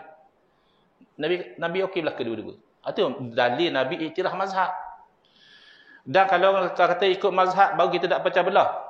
Kita ikut Quran hadis baru kita tak pecah belah, ikut mazhab pecah belah. Orang ni memang tak faham. Sebab apa? Mazhab adalah produk daripada Quran hadis. Bila ulama' pergi pada Quran hadis, kemungkinan pertama ijma'. Makna ulama' faham sama belaka, fatwa sama ijma'. Boleh jadi ulama' pergi, orang ni faham gini, orang ni faham gini, khilaf. Khilaf ni lah jadi mazhab. Ambil contoh mudah deh. Hak ni saya rasa ramai orang tahu. Satu orang perempuan berkahwin. Lalu tok lelaki dia cerai dia. Lepas kena cerai dengan tok lelaki dia ni ada boyfriend lama. Boyfriend itu tunggu lama dah. Jadi dengar kata berita tok lelaki cerai, mari Minang nak nikah lalu, boleh tak? Boleh tak? Tak boleh. Kena tunggu habis iddah. Iddah lama mana? Iddah lama mana ni ulama' rujuk Quran hadis. Quran rupanya sebut jelas dah. Wal mutallaqatu yatarabbasna bi anfusihinna thalathata quru. Orang perempuan kalau kena cerai dengan tok lelaki dia, hendaklah beriddah selama 3 quru. Oleh itu ijma' ulama' tak ada khilaf langsung. Kalau perempuan merdeka, iddah dia 3 kali quru. Tak ada ulama' kata 2, tak ada ulama' kata 4. Sebab salasah mana 3. Quru mana apa? Sini masalah. Quru dalam bahasa Arab ada 2 makna. Satu makna haid, satu lagi makna suci daripada haid. Lalu ulama' tertanya-tanya. Quru dalam ayat hak mana se? Haid ke suci? Baksa rujuk ayat Quran lain, terpaksa baca hadis Nabi, terpaksa tengok kaedah bahasa Arab. Akhirnya ulama' Hanafi kata quru dalam ayat maknanya haid. Tubik fatwa 3 kali haid selesai dah. Ulama mazhab Syafi'i buat kajian juga, dia kata dak kuruk dalam ayat maknanya suci. 3 kali suci baru habis iddah. Bayangkan. Sama-sama rujuk Al-Quran, sama-sama rujuk ayat yang sama, sama-sama nak memahami perkataan yang sama, masih berlaku 2 mazhab, tiba-tiba awak kata jangan ikut mazhab, ikut Quran hadis. Betul-betul awak tak faham. Jadi ini betul-betul kesimpulan, 3 pilihan saja dalam bab bermazhab. Pilihan yang pertama, kita ikut tok guru kita. Tak usah cakap lebat sangat. Kita ustaz, agama ikut Nabi terus. Dah bila mau jumpa Nabi? Biar agak realistik sikit. Cakap boleh lah, saya ikut Nabi je. Dah mau tahu kan dia Nabi mayang. Menampak bila Nabi mayang?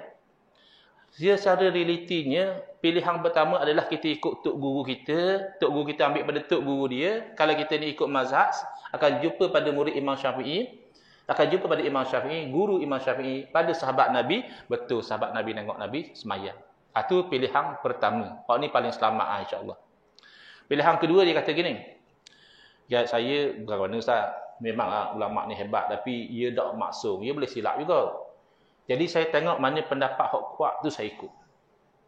Mana kalau hak ni kuat Syafi'i, hak ni kuat Hanafi, saya ikut tu lah. Dah awak tahu mana kuat. Pensyarah saya khabar. Dia ada PhD Ustaz. Imam Mazhab tak ada PhD. Jadi saya kagum dengan pensyarah saya lagi lah. Sebab dia ada PhD. Ingat buat Imam Mazhab ni kalau hidup zaman learning, budak-budak PhD jadi duduk mengaji bawah dia. Dia ingat kau ni Imam Mazhab. Tapi tak apalah, dia kata saya ikut pensyarah saya. Mana mu ikut mazhab pensyarahmu. Nak kata tak bermazhab, tak juga mu ikut mazhab pensyarahmu. Mana pensyarahmu kata kuat mu ikut. Dah Ustaz, dia pasal yang ketiga. Saya tak taksub gitu. Dah kau ni pula mu. Saya nilai belaka. Kalau kata Imam Syafi'i kuat, saya ikut. Kalau kata Imam Abu Hanifah kuat, saya ikut. Kalau pensyarah saya betul, saya ikut dia. Kalau pensyarah saya salah, saya tak ikut. Gitu. Jadi mung ni pengikut mazhab mung sendiri. Bak mung nilai belaka orang lain betul tak betul, mung ikut mazhab mung diri, ni insya-Allah cepat masuk neraka. Sebab Nabi SAW bersabda, ajrukum 'alal futya, ajrukum 'ala nari jahannam, atau kama qala sallallahu. Siapa berani waktu ambil fatwa, dia paling berani masuk neraka jahanam. Tak berani buat apa? Bahasa Arab ditakukan, nahwu tak tahu fa'il maf'ul. Usul fiqh tak pandai. Qiyas pun tak tahu, masalik ilah pun tak faham. Qiyas jali, qiyas khafi dan sebagainya tak tahu. Tahu ambil fatwa. Sebab apa? Saya usrah 7 kali dah Ustaz. Boh tu usrah 7 kali boleh jadi mufti hebatmu. Hak ni bahaya. Jadi, hak ni antara kesalahan Wahabi yang satu masa dahulu membawa pada pertumpahan darah. Kita harap tak berulanglah sejarah hitam tu. Sebab itulah kita duk cerita ke orang. Janganlah ikut fahaman Wahabi ni. Banyak bahaya dia, banyak salah dia. Nak ikut agama, ikut betul-betul ahli sunnah wal jamaah. Kita ngaji molek-molek dengan tok guru kita. Moga-moga kita dapat ridha daripada Allah SWT. Jadi saya cukupkan setakat itu. Kecuali kalau pihak masjid kata nak buka pada soalan, kalau saya mampu jawab, saya jawab. Kalau tak mampu, wallahu a'lam. Atau nak tutup terus pun boleh juga.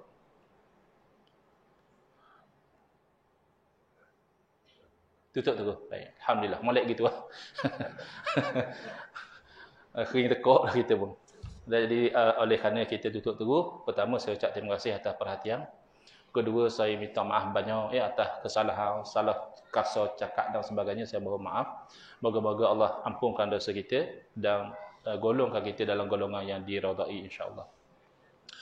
Bismillahirrahmanirrahim. Alhamdulillahirabbil alamin wassalatu wassalamu ala asyrafil anbiya'i wal mursalin wa ala alihi wa sahbihi ajmain. Allahumma shrah sudurana wa ahsin akhlaqana wa azim ujurana. Wa nawwir qulubana bi nuri hidayatika kama natarda bi nuri syamsika abadan abada bi rahmatika ya arhamar rahimin. Walhamdulillahirabbil alamin. Amin ya rabbal alamin wal afu minkum.